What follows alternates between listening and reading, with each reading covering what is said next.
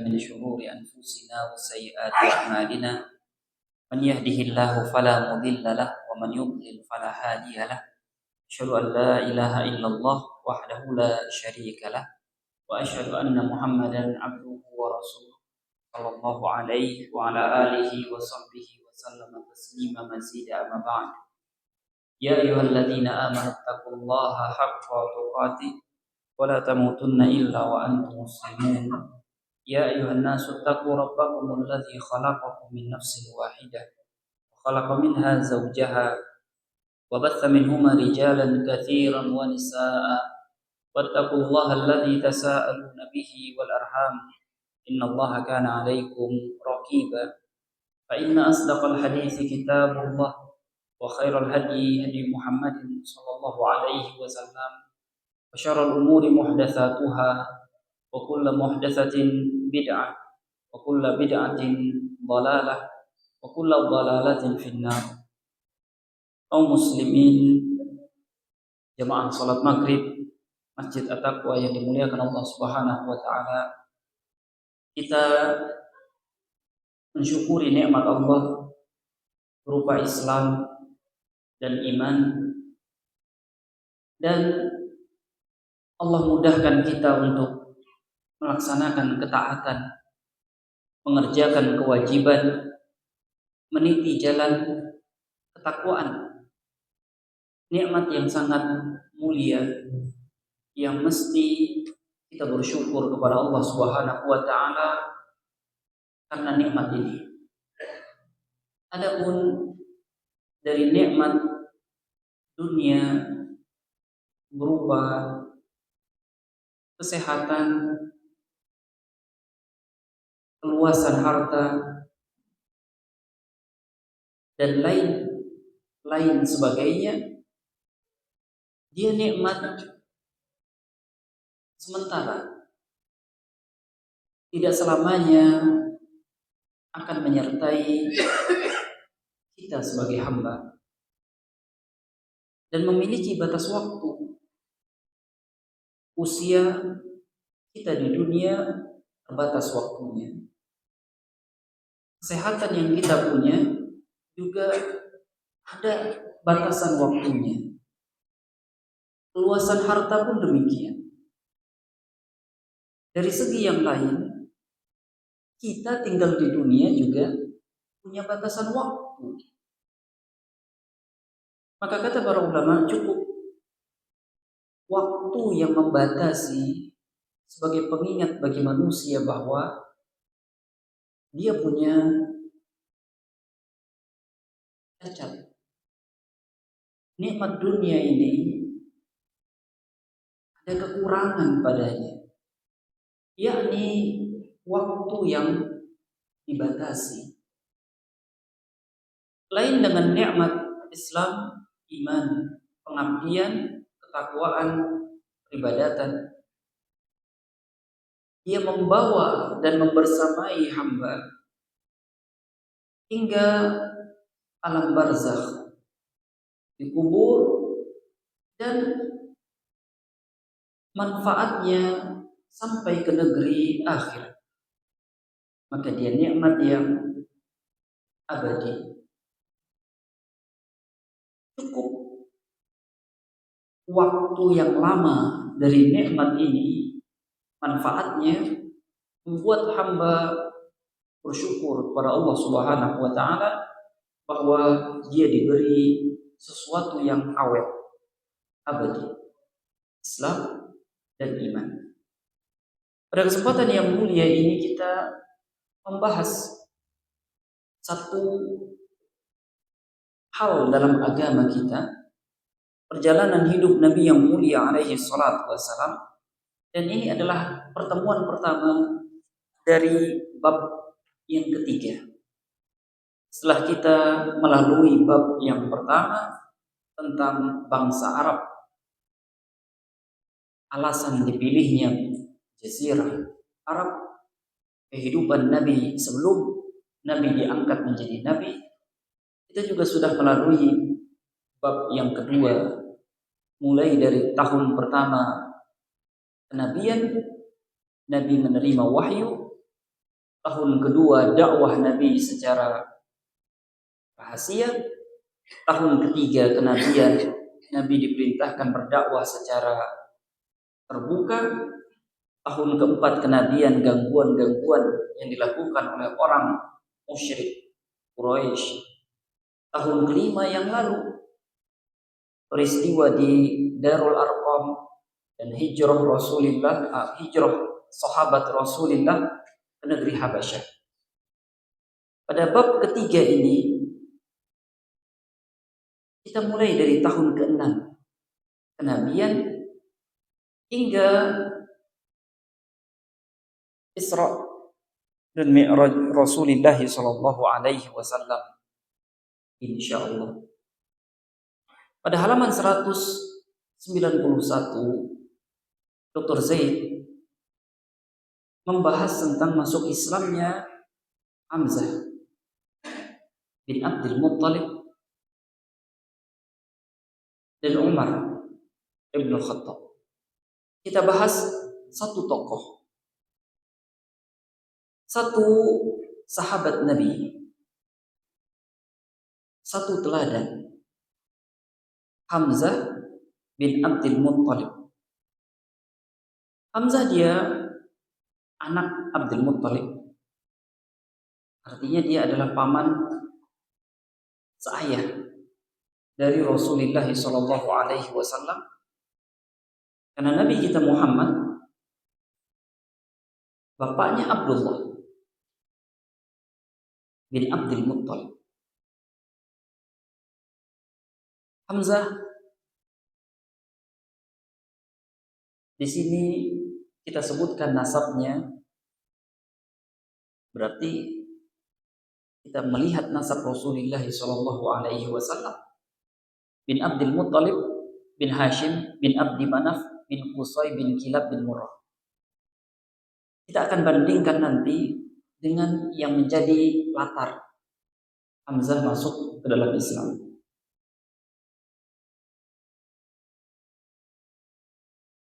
Hamzah masuk Islam melalui latar yang cukup mengejutkan di tahun ke-6 kenabian. Kata Dr. Zaid, beliau paman Nabi sekaligus saudara sepersusuan. Usianya 2 tahun lebih senior dari Nabi yang mulia alaihi salatu wassalam. Sebagaimana yang disebutkan oleh para ahli sejarah, yang menyebabkan Hamzah masuk Islam boleh disebut sikap fanatisme emosional kekeluargaan. Karena beliau sangat dekat dengan Nabi yang mulia alaihi salatu wassalam dari segi saya pamannya. Yang kedua, kita saudara sepersusuan. Dan yang ketiga, ibu Hamzah dengan ibu Rasulullah sallallahu alaihi wasallam sepupuan dari jalur keluarga mereka. Usia juga tidak berbeda jauh. Disebutkan bahwa ada budak perempuan milik Abdullah bin Jud'an sedang ada di tempat tinggalnya. Dia melihat Abu Jahal bertemu dengan Nabi di Bukit Sofa. Saat itu Abu Jahal seperti kebiasaannya, dia memaki, menyakiti Rasul. Tapi yang dilakukan Nabi diam saja. Mungkin agar tidak luput. Dari sini kita bisa ambil bahwa di antara metode, bila ada yang maki-maki, menyakiti, di antara metode yang terbaik adalah diam. Karena ini adalah metode Rasulullah sallallahu alaihi wasallam. Nabi tidak menjawab satu kata pun tidak. Setelah kejadian itu, tidak lama Hamzah datang dari berburu. Hamzah datang dari berburu. Kita tahu kondisi Jazirah Arab bagaimana. Dan hewan seperti apa yang diburu. Kemudian budak perempuan milik Abdullah bin Juda'an, dia menemui Hamzah. Kebetulan Hamzah ya datang ke Bukit Sofa itu, tempat tinggal budak perempuan ini. Dia ceritakan apa yang dia saksikan. Hamzah yang merupakan pemuda Quraisy, dari sini kan kita tahu Nabi diangkat menjadi Nabi di usia beliau 40. Dan peristiwa ini pada tahun ke-6 Nabian. Artinya usia Nabi 46 lebih kurang. Kemudian Hamzah lebih tua 2 tahun, kisaran mendekati 50 usia. Masih berburu. Hamzah memiliki kepribadian harga diri yang tinggi yang tidak boleh terusik. Hal ini memang atas izin Allah yang hendak memuliakan Hamzah dengan Islam. Dia datang menemui Abu Jahal. Sekarang kita lihat posisi Abu Jahal dari keluarga Quraisy. Bertemu antara Hamzah dengan Abu Jahal pada kakek mereka, namanya adalah Murrah. Artinya Nabi juga bertemu pada kakek beliau yang bernama Murrah. Kalau Abu Jahal, nama aslinya adalah Amr, yang menamakan Abu Jahal Nabi. Nabi yang menyebut orang ini Abu Jahal. Dia tidak menyebut dirinya Abu Jahal. Teman-temannya tidak menyebut dirinya Abu Jahal. Dia menyebut dirinya Abul Hakam. Nabi katakan, ini nama sebutan yang paling kurang ajar. Al-Hakam nama Allah. Bagaimana dia bapaknya Al-Hakam? Dia Abu Jahlin. Amr bin Hisham bin Mughirah bin Abdullah bin Umar bin Makhzum. Makhzum sangat dikenal. Hartanya banyak, berpengaruh. Nama besar yang dimilikinya membuat semua anak keturunannya menyebut kami Bani Makhzum. Kami anak-anaknya Makhzum. Nah, maka disebutlah Abu Jahal dari Bani Makhzum. Arqam bin Abil Arqam juga Bani Makhzum. Ummu Salamah, istri Nabi, pun dari Bani Makhzum. Pun Nabi Shallallahu Alaihi Wasallam dari segi keturunan, bapak beliau kan Abdullah. Abdullah kan anaknya Abdul Muttalib. Ibu dari Abdullah dari Bani Makhzum juga. Intinya mereka memang orang Quraisy, punya persaudaraan. Tapi untuk urusan Bani Makhzum bukan jauh dari Nabi. Tidak jauh maksudnya. Bin Yaqzah bin Murrah.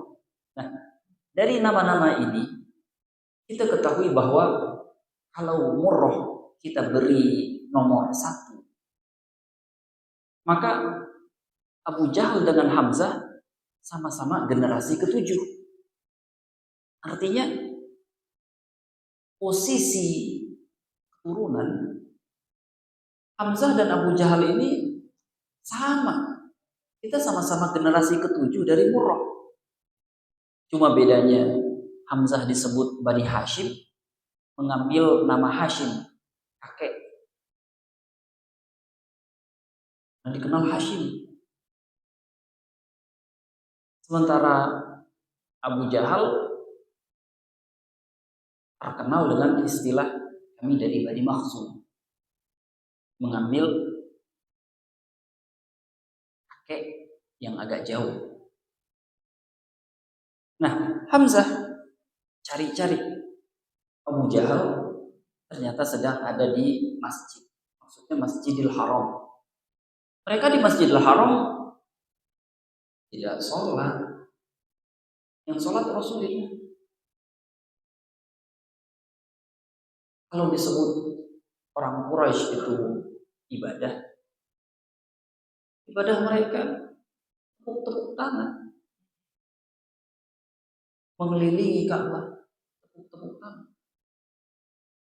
Tidak seperti Nabi Shallallahu Alaihi Wasallam ajarkan kepada sahabatnya bagaimana kita mengabdi kepada Allah dengan benar. Mereka di sekitar Ka'bah punya tempat khusus. Itu kalau mereka di masjid, mereka berbincang di tempat khusus seperti itu.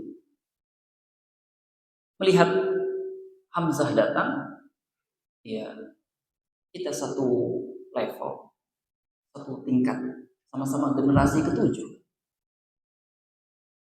dan sama-sama kita tidak mengikuti agama Nabi Muhammad. Abu Jahal berdiri menyambut Hamzah, keinginannya begitu. Dia tidak tahu kalau Hamzah marah hari itu. Selama ini Hamzah tidak ada urusannya. Yang mengurus Nabi Muhammad Abu Thalib. Tidak ada urusan Hamzah, sebelumnya disebutkan oleh ahli sirah. Maka dia tidak akan sangka sesuatu yang akan terjadi pada dirinya. Hamzah langsung cabut. Namanya dari berburu. Biasanya mereka berburu pakai panah. Dari sarungnya cabut satu anak panah. Kemudian diletakkan di kepala Abu Jahal. Menganga luka cukup serius, kata ahli sirah. Marah, kaget teman-teman Abu Jahal, keluarganya yang sedang duduk bersama, tapi Abu Jahal larang, jangan ikut. Karena Abu Jahal punya pertimbangan banyak. Kita butuh persatuan daripada bertengkar satu dengan yang lain. Kita ini sedang menghadapi Muhammad dan pengikutnya. Abu Jahal tidak mau terusik, harus ribut dengan Banu Hashim. Kata Abu Jahal menenangkan yang lain, padahal luka bercucuran dari kepalanya. Ini salah saya memang. Saya telah caci maki dan berbuat yang sangat buruk pada ponakannya. Jadi kalau dia marah, biarkan saja. Nah, dalam kalimat yang emosional seperti suasana ini, Hamzah mengatakan, jangan ganggu lagi keluarga saya, lebih kurang begitu. Mulai hari ini, saya ikut agamanya. Terserah kalian mau apa. Kalau berani, balas saya. Kalimat ini menunjukkan Hamzah ini orang yang berani, diperhitungkan. Maka keislamannya dibahas khusus oleh para ahli sirah. Dan Abu Jahal pun melarang untuk bertengkar dengan Hamzah. Selesai, ini yang menjadi sebab latar belakang masuk Islamnya Hamzah. Adapun peristiwa Hamzah bersama kaum muslimin seterusnya akan kita saksikan pada waktu dan tempatnya seperti perang Badar. Ya, Hamzah ada di perang Badar.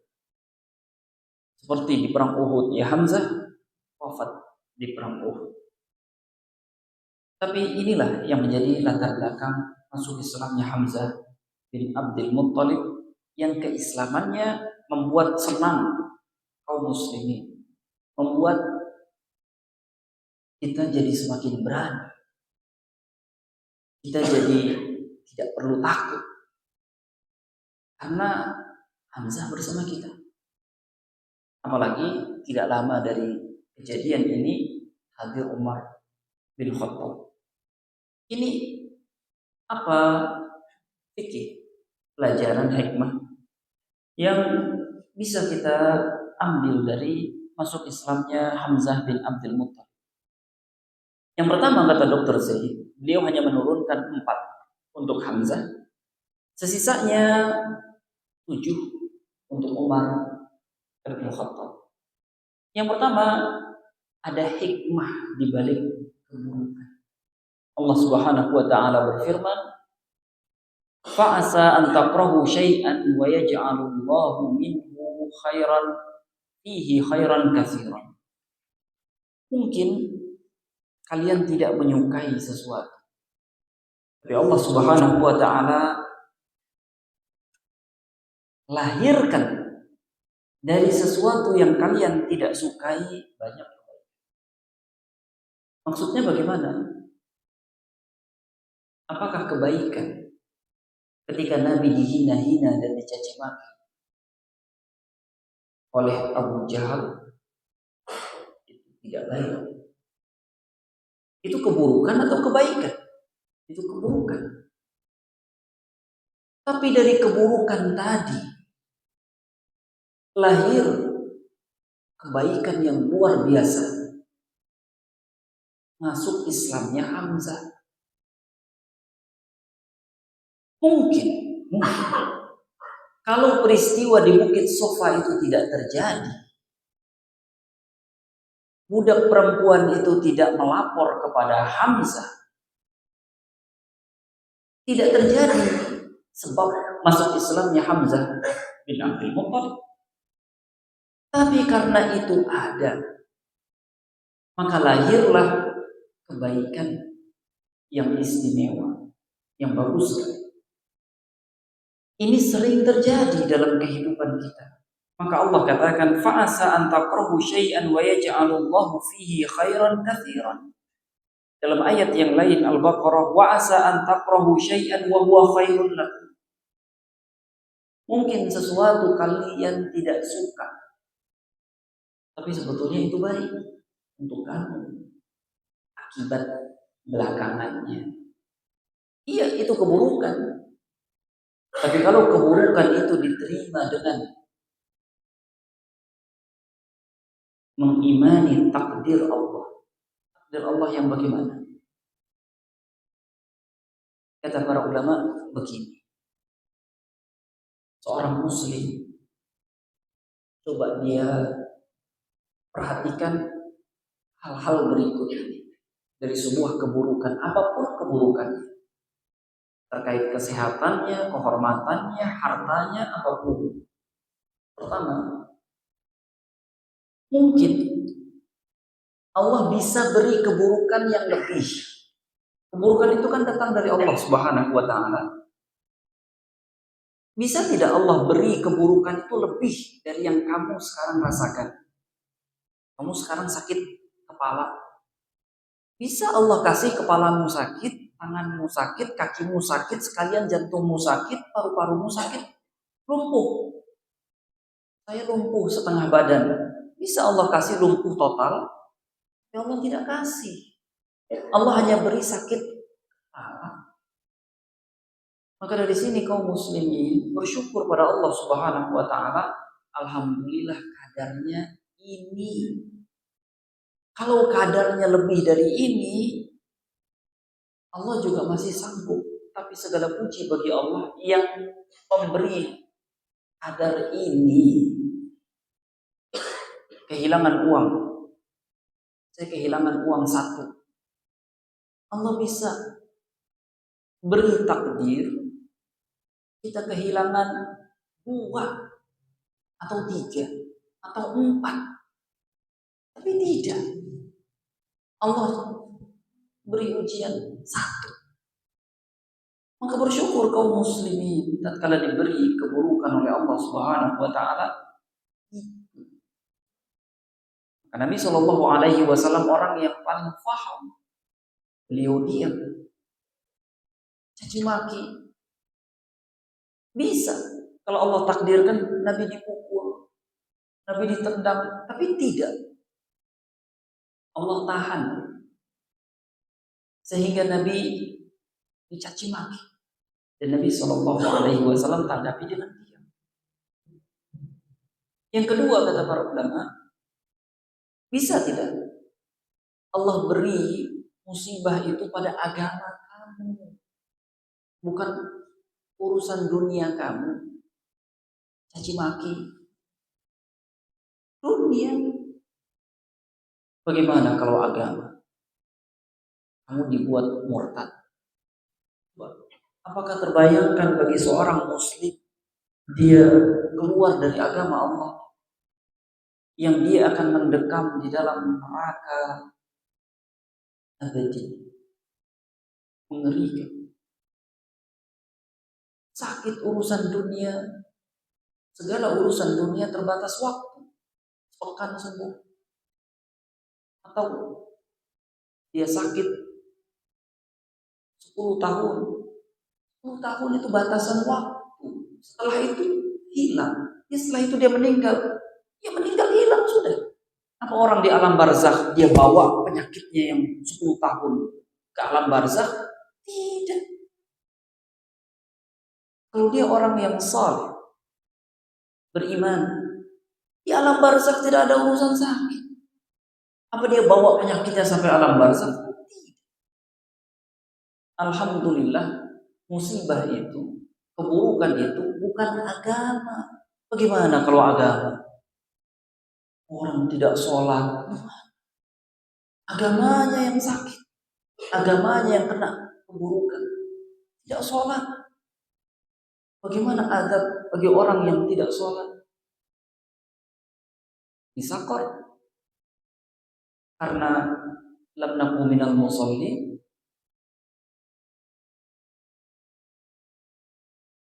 Kemudian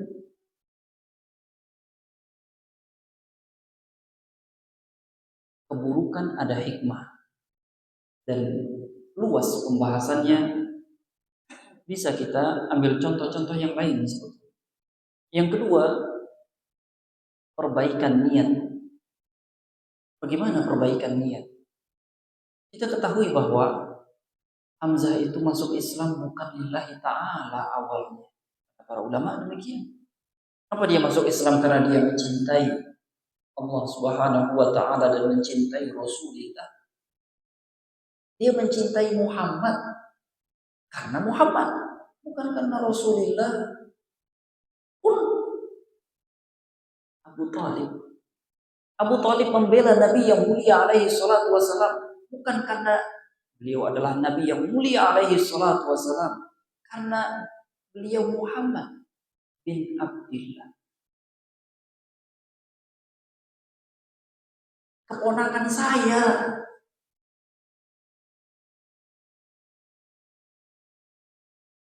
Tapi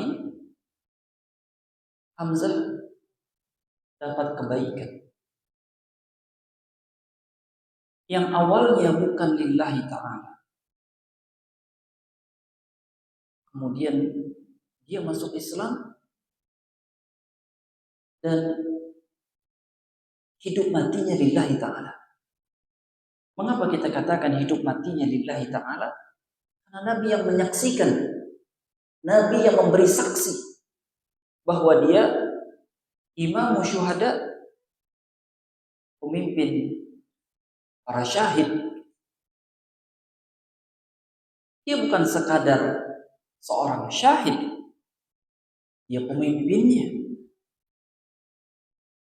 berarti dari sesuatu yang bukan lillahi ta'ala kemudian menjadi lillahi ta'ala. Kan harusnya kehidupan manusia begitu,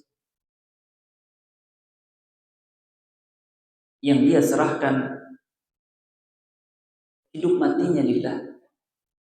Inna salati wa nusuki wa mahyaya wa mamati lillahi rabbil alamin. Hal ini didukung oleh perkataan para ulama. Di antaranya Hasan al-Basri yang wafat tahun 110 Hijriah. Hidup tahun 20 Hijriah, berarti Nabi SAW sudah wafat ketika beliau lahir.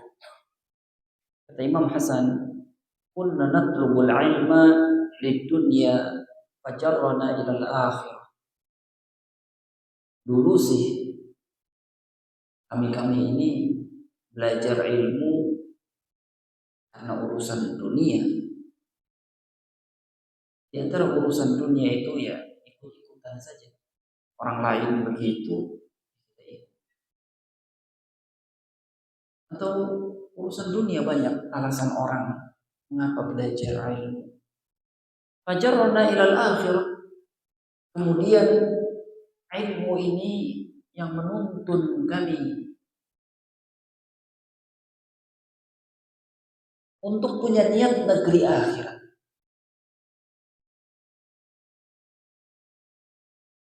Lain lagi perkataan kaum salaf yang lain, awalnya kami menuntut ilmu tidak ada niat apapun. Sesudahnya niat itu baru datang kepada kami.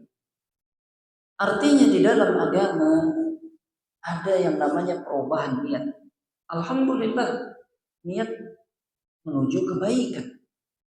Alhamdulillah. Dan kita khawatir kalau niatnya malah jadi buruk. Awalnya kami lillahi ta'ala, kemudian niat kami berubah di dunia. Ini menyedihkan. Alhamdulillah, Hamzah masuk Islam karena urusan fanatisme. Nah ini bukan lillahi ta'ala, tapi setelahnya menjadi lillahi ta'ala. Berarti dari sini ada manfaat bersama orang baik. Pertemuan sebelumnya pernah terbahas perumpamaan duduk bersama orang baik. Jalisis salih kahamil miski, seperti penjual minyak wangi. Sekadar duduk saja kita mencium wangi, bukan bau busuk. Cipratan wangi, bukan kecipratan buruk. Atau mungkin kita mendapatkan hadiah satu minyak wangi, atau mungkin kita bisa beli minyak wangi itu. Maka dianjurkan kata para ulama, lingkungan itu yang baik, pergaulan itu yang baik. Bukankah orang kalau datang sendirian belum tentu dia sholat sunnah, tapi karena banyak akhirnya dia ikut sholat sunnah atau semangat sholat sunnah. Kalau iktikaf sendirian, mungkin waktu iktikaf dipakai tidur, tapi karena iktikaf cukup ramai, dia gunakan waktu untuk tilawatil Quran, berdoa, berzikir, sholat, sedikit dipakai tidur istirahat.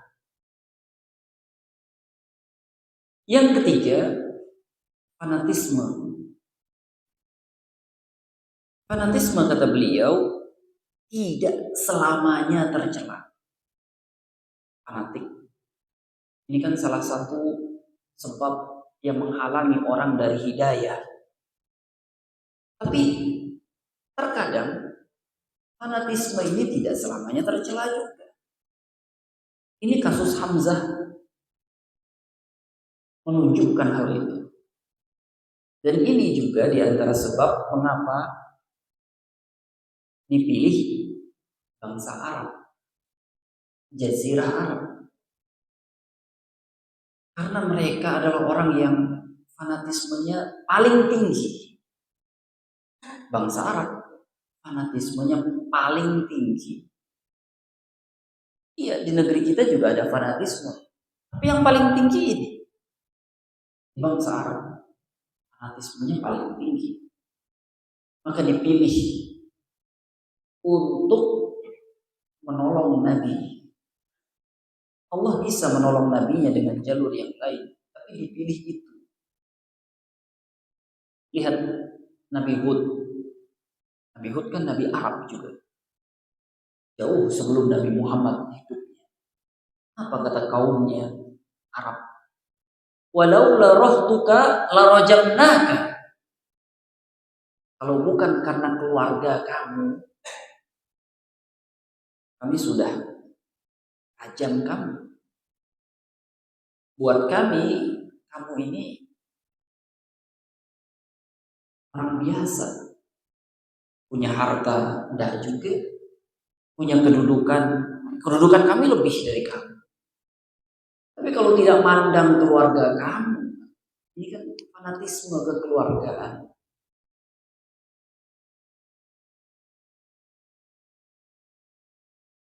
Kalau fanatismenya membawa pada kebaikan, seperti Hamzah, maka baik. Seperti Abu Thalib, fanatismenya membawa pada kebaikan, tapi lebih baik lagi Hamzah, karena dia masuk Islam. Tapi Abu Thalib tidak. Abu Thalib punya penghalang. Dia lebih mencintai leluhurnya, bapaknya, kakeknya, posisinya. Hamzah kan tidak berposisi seperti Abu Thalib. Hamzah orang bebas. Jadi tidak ada penghalang. Nanti apa kata kaum saya? Apa kata yang saya pimpin?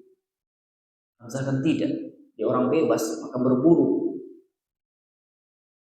Fanatisme Hamzah terhadap keluarga membuat dia mengatakan, saya sekarang berada di agamanya, jangan ganggu.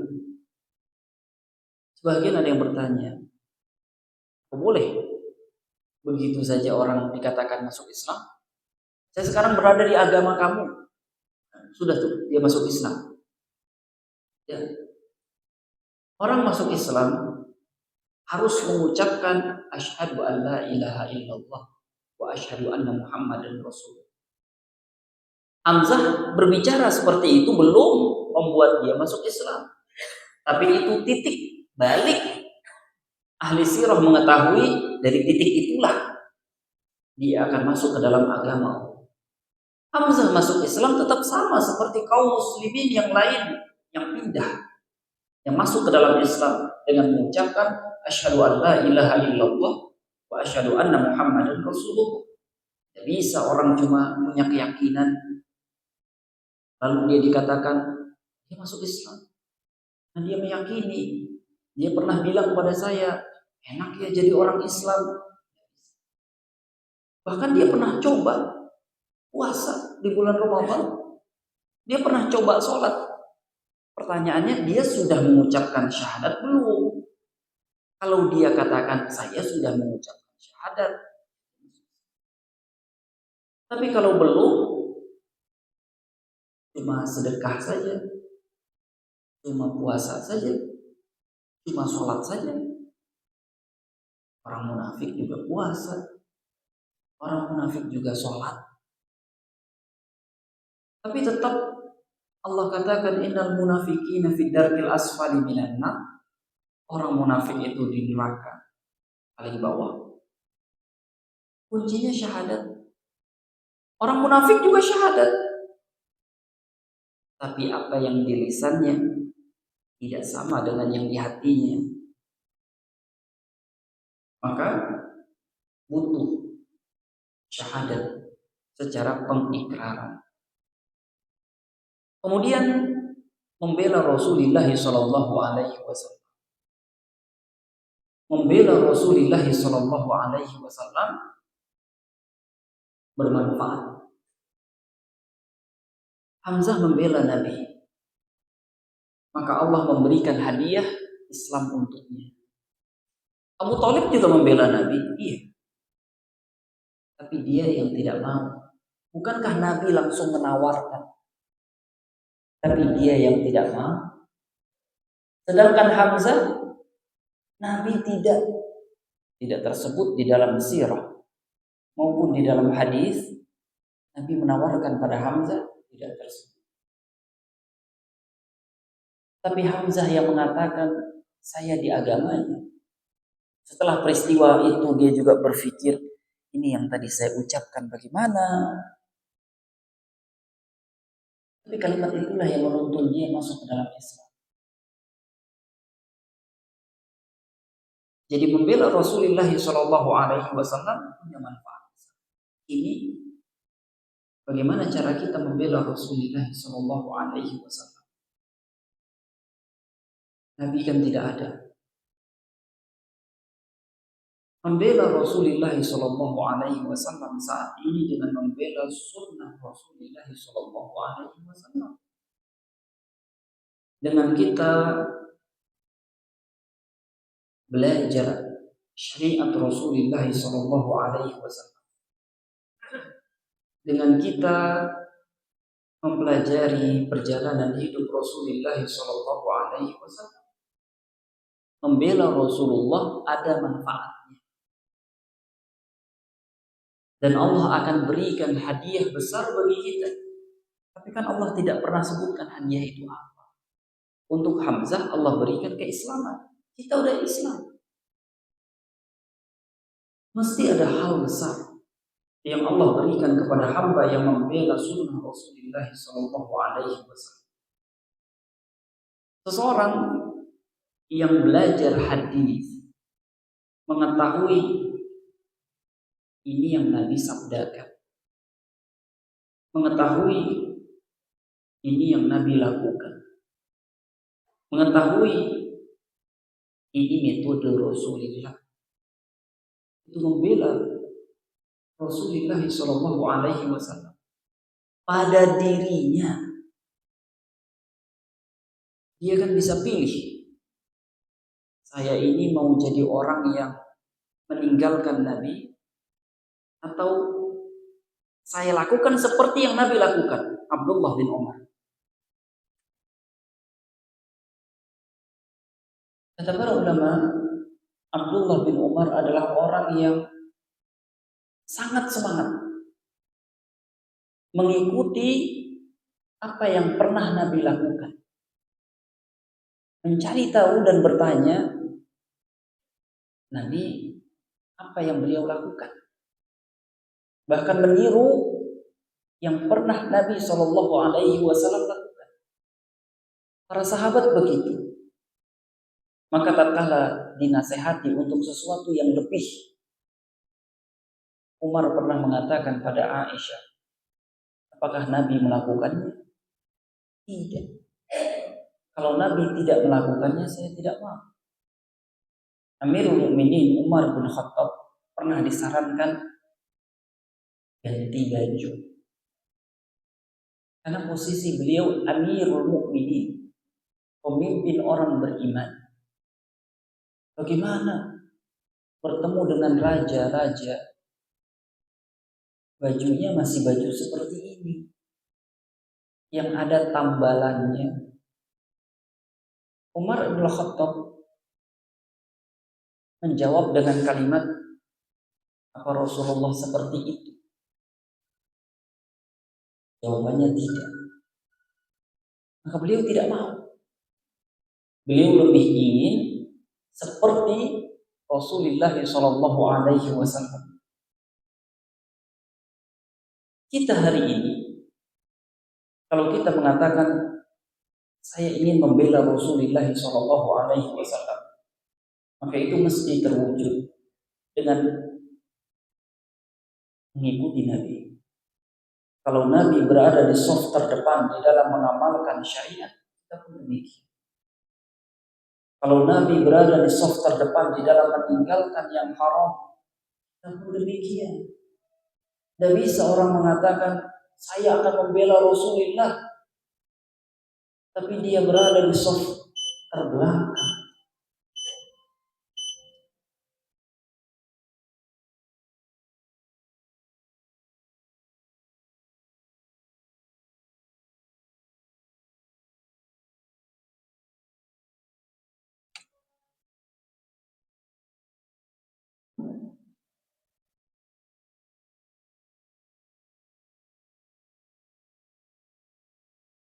Allahu Akbar, Allahu Akbar, Allahu Akbar,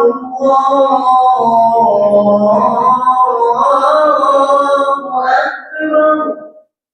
Asyhadu an la ilaha illallah.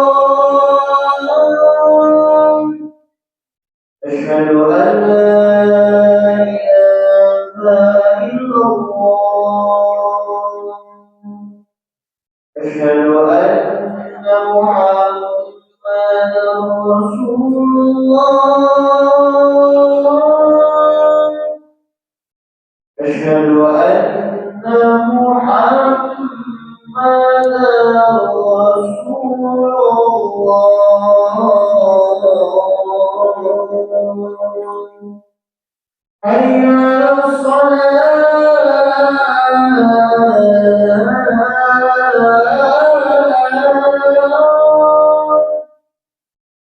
حي على الصلاة.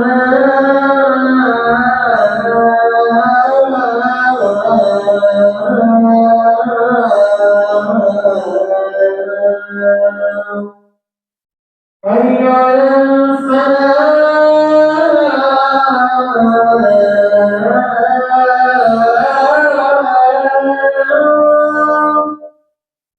حي على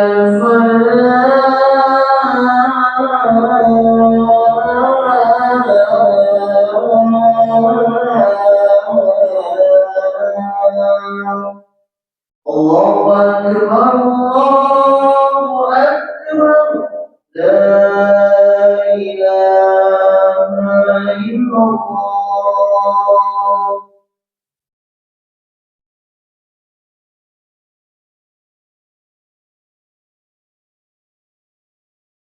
Selesai pembahasan dari pelajaran. Bila ada hal yang perlu kita diskusikan, silakan. 10 menit lebih kurang. Bila ada hal yang perlu kita diskusikan, silakan. Nah.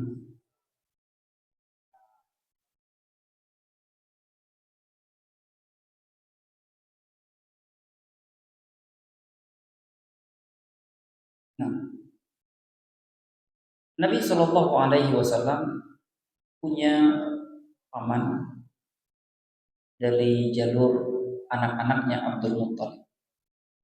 Di antara mereka yang tidak beriman kepada Nabi Shallallahu Alaihi Wasallam,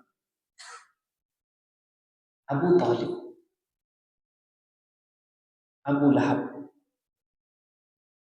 Dua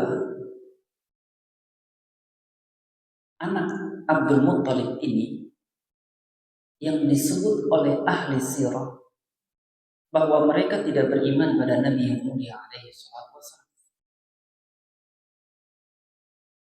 Sedangkan yang beriman pada Nabi Shallallahu Alaihi Wasallam dari paman, dari anak Abdul Muttalib, disebutkan oleh ahli sirah Abbas, Hamzah. Hamzah, Abbas beriman pada Nabi. Hamzah terang-terangan beriman. Abbas belakangan.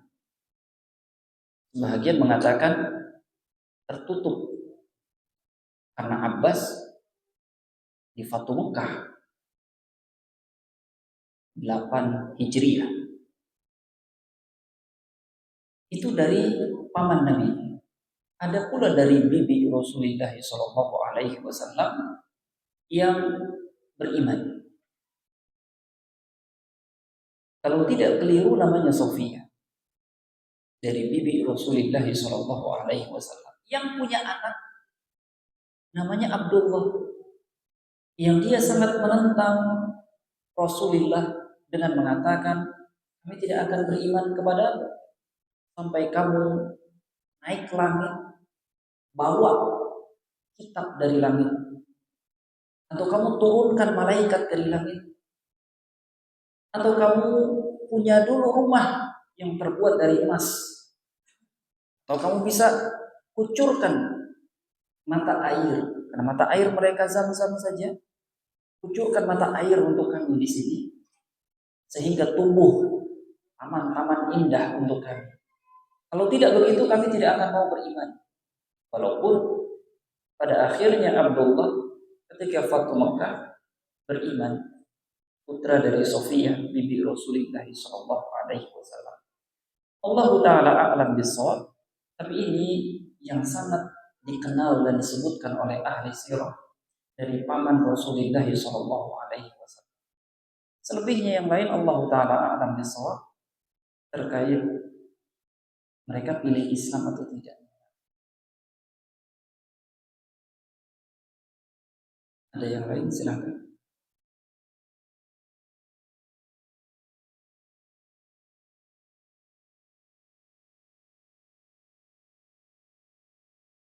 Kalau tidak, ada sebuah hadis dari Rasulullah Shallallahu Alaihi Wasallam terkait Hamzah ini yang bisa kita jadikan pelajaran. Kata Nabi yang mulia alaihi salatu wasallam, hadis disahkan oleh Imam Al-Albani dari jalur Anas bin Malik. Inna minan nas man ja'ala Allah mafatih lil khair. Di antara manusia ada yang Allah buat di tangannya kunci kebaikan. Maghalib lisyarr, menutup keburukan. Wa inna minan nas man ja'ala Allah biyadihi mafatih lisyarr, maghalib lil khair. Di antara manusia ada yang Allah buat di tangannya pembuka keburukan, menutup pintu-pintu kebaikan. Fatuba, maka beruntunglah orang liman ja'ala Allah mafatihul khair biyadihi, kunci kebaikan di tangannya. Orang beruntung. Wa wailun, celaka orang man ja'ala Allah biyadihi mafatih lisyarr. Celaka orang yang di tangannya ada kunci keburukan. Terkait Hamzah, dia adalah di antara contoh hadis yang beruntung orang yang di tangannya kunci kebaikan. Hamzah ini punya anak 4, kata ahli sirah. Di antaranya Ya'la, maka Hamzah disebut Abu Ya'la. Di antaranya Umarah, maka Hamzah dikenal Abu Umar. Anak yang 4 ini tidak ada yang punya anak kecuali Ya'la. Ya'la punya 5 anak, tapi tidak ada dari kelimanya yang punya keturunan seterusnya. Maka terhenti keturunan Hamzah. Maka kalau ada yang mengaku keturunan Hamzah bin Abdul Muttalib, menurut ahli sirah tidak benar. Karena selesai sudah keturunan Hamzah bin Abdul Muttalib. Dan kalau Allah Subhanahu wa taala berikan untuk kita kunci kebaikan, maka kita adalah hamba yang beruntung. Keberuntungan ini bisa dicabut kalau kalau kita melakukan dosa dan maksiat. Orang yang di tangannya ada kunci kebaikan, yang dia banyak membuat kebaikan di mana-mana, menutup keburukan di mana-mana. Kemudian dia terfitnah, tergoda oleh bujukan syaitan, lalu dia berbuat dosa dan maksiat, maka berubah. Allah bisa membuat di tangannya menjadi kunci yang membuka keburukan. Tidakkah kita melihat orang yang berubah hidupnya? Awalnya dia menyeru kepada agama Allah, jalan yang lurus. Kemudian dia berubah. Dia menyeru pada jalan bolal, jalan kesesatan. Maka apa yang Nabi Shallallahu Alaihi Wasallam katakan, dari kunci kebaikan dan kunci keburukan tidak selamanya. Boleh jadi hari ini kita mendapatkan kunci kebaikan, orang masuk Islam, dapat hidayah melalui tangan kita. Tapi karena kita berbuat dosa dan maksiat, berubah. Karena kezaliman, berubah. Karena nikmat yang tidak disyukuri, berubah menjadi azab kekufuran, mendatangkan azab Allah Subhanahu wa taala. Allah taala a'lam bissawab. Mungkin ini kita cukupkan. Subhanakallahumma wa bihamdika asyhadu an la ilaha illa anta astaghfiruka wa atubu ilaik. Assalamualaikum warahmatullahi wabarakatuh.